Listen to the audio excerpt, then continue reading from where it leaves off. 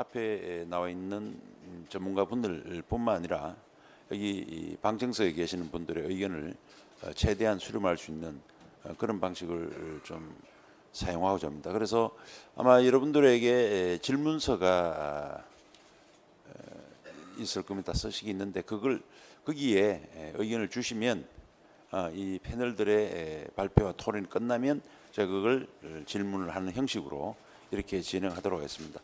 한 2시간 정도로 시간이 제약되어 있기 때문에 우리 저 패널께서는 한 5분 정도 시간 드리면 되겠습니까? 예. 7분? 예. 7분 이내 그러면 제 사회적 할 역할은 시간을 조절하는 것으로 보시면 되겠습니다. 좀 말씀이 길어져서 죄송합니다만 그럼 지금부터 제 3차 토론회를 시작하도록 하겠습니다.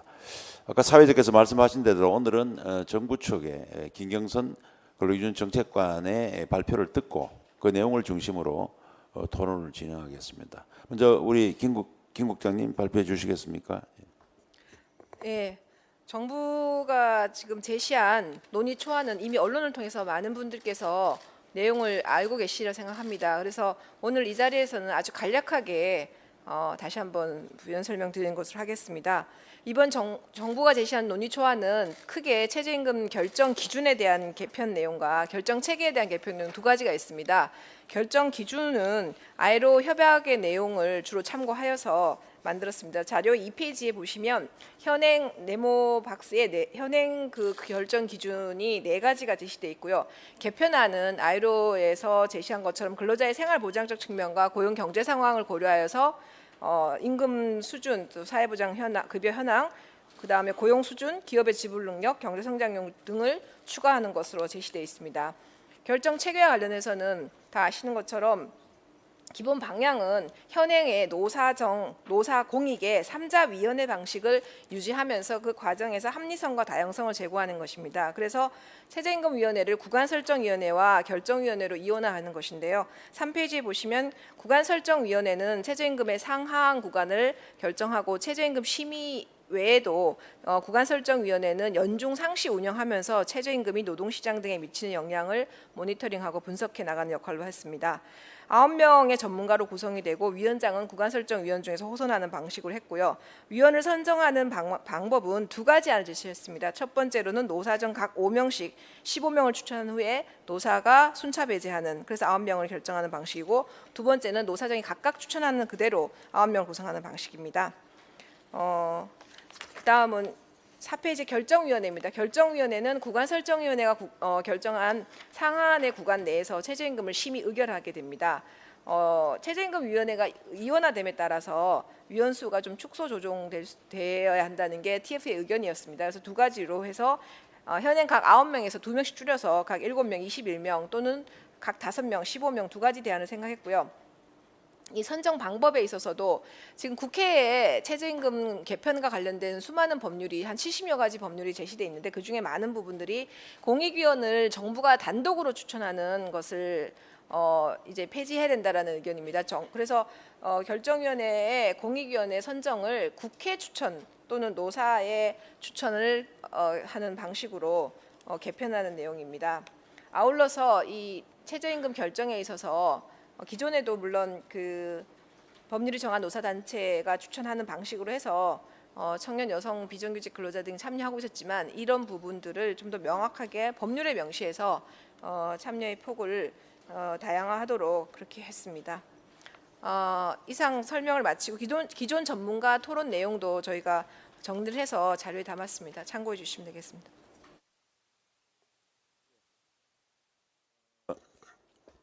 저희 우리 방금 발표를 들으셨겠지만 오늘의 주제는 크게 결정 기준과 결정 체계에 관한 것입니다.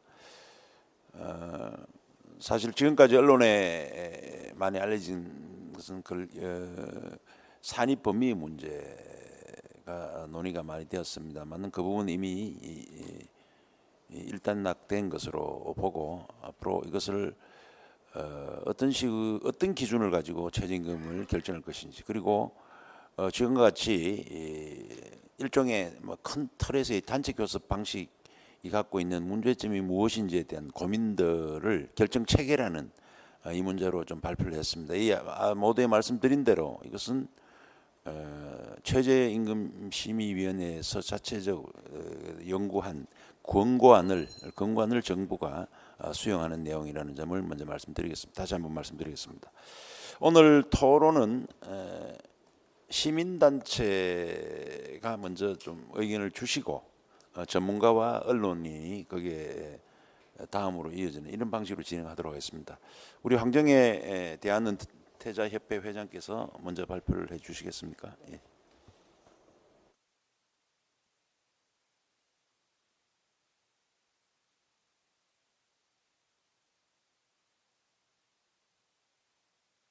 해요. 네, 노인네라고 먼저 시키나 본데요. 먼저 우리 오늘 제가 장노년의 입장을 먼저 말씀을 드리겠습니다. 저는요 그동안에 계속 한 가지 의문이 있습니다. 우리나라에서 일자리 관련된 토론을 하면요 항상 모든 정책이 양대 노총이 갑인 듯 싶습니다. 힘도 있고 돈도 많아 보이는데요. 그런데 지금 현 인구 상황을 보면은요, 여러분들도 잘 아시겠지만 우리나라가 2018년 말에 한 5,200만 명이 가까워집니다. 그런데 이 인구의 구조를 보면요, 50대가 16.6%를 차지했고요, 60대가 11.5%, 그리고 잘 아시지만 고령사회, 우리나라 급한 성격에서 이 인구 고령화도 정말 세계에 역사적으로 유례가 없을 정도로 진행이 됩니다. 65세 이상 인구가 전체 인구의 14.8%를 넘어가고 있습니다. 그런데 지금 인구 고령화 현상이 빠르게 진행되면서 이 대한민국의 인구 대책이 굉장히 심각한 문제로 대두를 하는데요. 이 중에서 장노년에 대한 대책이 시급한 상황입니다. 저희는 은퇴자협회가 수년 동안 계속해서 같은 말을 했어요. 저는 개인적으로 2012년부터 17년째 은퇴자협회에서 봉사를 하고 있는데, 결국 고령화 대책의 가장 중요한 점은 결론은 일자리입니다. 일자리. 저는 일자리 전도사냐는 별명까지 붙었는데요. 결국 일자리가 가장 중요한 해결책입니다. 저희가 협회 시작한 2002년에 여름에 명동 나가서 정년 연장 캠페인 벌일 때 사람들이 다 뭐 하는 짓이냐 이렇게 이제 의아스럽게 보기도 했는데요. 결론은 지금 우리나라 평균 50대 초반에 퇴직을 합니다. 밀려나는 거예요. 그런데 연금 등의 노후 준비가 절대 부족합니다. 사회보장제도 열악한 거 다 아시죠? 연금 도입된 지 얼마 안 돼서 혜택 인원이나 액수가 아주 열악합니다. 경제협력개발기구 OECD 1위가 참 많아요. 노인 빈곤율, 자살률 일일이 거론할 시간도 없지만 65세 이상 절반이 빈곤입니다. OECD 평균보다 4배가 더 넘게 65세 이상의 절반이 지독히 가난합니다. 우리나라 실질 은퇴 연령도 72.1세로 OECD 평균인 64.3세보다 한참 높습니다. 그런데 이렇게 왜 오랫동안 일을 하느냐? 열악한 노후 소득으로 인해서 생애 최장기 일터에서 은퇴하고도 노동시장에 남아서 근로해야 하는 이유는 다른 대안이 없습니다. 마지못해서 노동시장에 오래 남아서 생계비를 마련해야 합니다. 가구 소득은 불충분합니다. 연금이나 일자리가 없어서 더 궁핍한 대한민국의 장노년들은 빈곤의 굴레를 벗어나지 못합니다. 폐지까지 죽고 있는 현상이에요. 빈곤으로 놓인 범죄자가 늘어나죠. 자살까지 합니다. 이렇게 노후보장 제도가 미흡한 관계로 생활고에 직면한 은퇴자들에게는 일자리가 절실하죠. 생계를 위한 장노년층들에게 일자리는 필수입니다. 저희가요 2002년 이후에 계속 설문조사를 계속 진행하고 있습니다. 거기에서도 많은 분들이 할 때마다 저희는 한 1000여 명 이상씩 하는데요, 많은 분들이 일자리가 제일 필요하다, 임금은 크게 상관 안 할 테니까 일이라도 하게 해달라, 이런 대답이 가장 높아 저는 항상 가슴이 아픕니다. 그런데 사실 정부 주도로 해결한다? 저는 근본적인 해결책이 아니라고 생각합니다. 일자리를 누가 만듭니까? 민간이 만듭니다. 그 민간에서 최저임금이 오르면 장노년들의 일자리가 제일 먼저 줄어듭니다. 제일 먼저 잘려요. 생계를 위한 장노년들에게 최저임금 연령별로 차등화해서 해야 된다. 저희 은퇴자협회에서 수년 동안 주장한 겁니다. 최저임금이요. 근로자가 인간다운 생활을 하는데 꼭 필요한 임금이죠. 많으면 좋죠. 저도 환영합니다. 그런데 우리 사회 장노년들은 뭐 인간답게 생활하겠다 이런 거 주장하지 않습니다. 생계 위에서 일자리가 절실하다. 이런 절규입니다. 소득 수준이 가장 낮은 1분위 가구주 가운데 65세 이상의 비율이 절반을 훌쩍 넘습니다. 1분위 대책에서는 노인 가구 소득 보장 정책이 가장 중요해요. 또다시 결론은 일자리죠. 제가 시계를 열심히 봅니다. 저희는 모든 일자리 관련된 정책을 진행하면서 요즘에 그런 뉴스를 자주 봐요. 친노조 성향의 최저임금위원회가 최근 2년간 29.1%를 인상한 탓에 중소기업이나 소상공인들이 호소를 계속한다고 그러죠.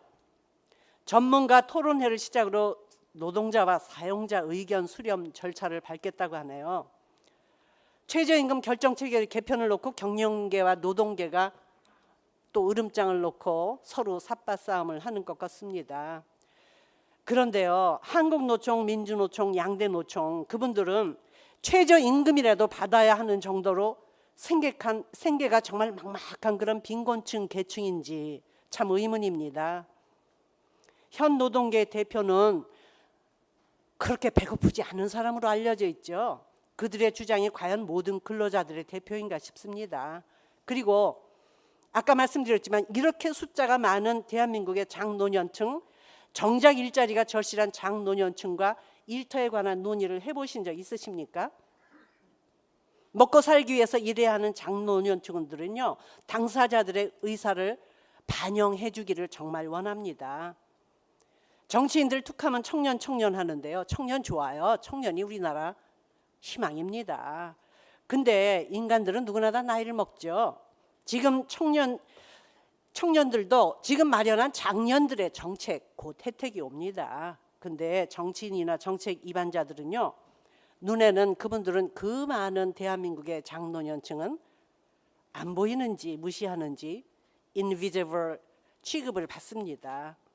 저는요, 다른 것보다도 가장 중요한 우리나라 장노년층들은요, 정말 일자리가 중요합니다.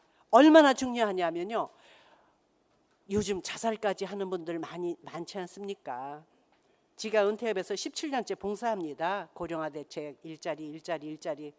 그런데요, 내 밥 먹고 17년 봉사하면서 아무리 애를 써도 벽을 치는 듯한 느낌입니다. 기운 빠져서 일을 그만해야 되나 싶기도 합니다.